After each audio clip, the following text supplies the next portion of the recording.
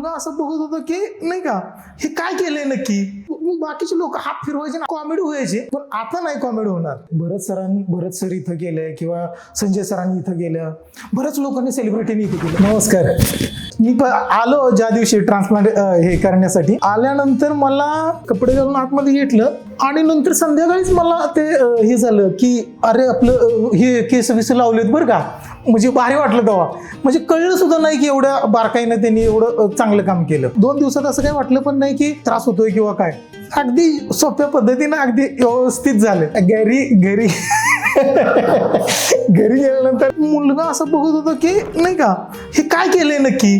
मग त्यांना जेव्हा म्हणजे बायकोनं जेव्हा सांगितलं का, त्याची रिएक्शन बघून मला पण लय भारी वाटलं की वाटायचं ना आपल्याला अनकम्फर्टेबल वाटायचं. 4 माणसात गेलं की बाकीचे लोक हात फिरवायचे ना, कॉमेडी व्हायची, पण आता नाही कॉमेडी होणार. म्हणजे कॉन्फिडन्सली हात फिरवणार मी. एवढी केस आलेत मला. Nilesh sir thank you so much. New roots thank you. तुम्ही ह्या केलेल्या उपकाराबद्दल मी कायमचा ऋणी राहील तुमचा.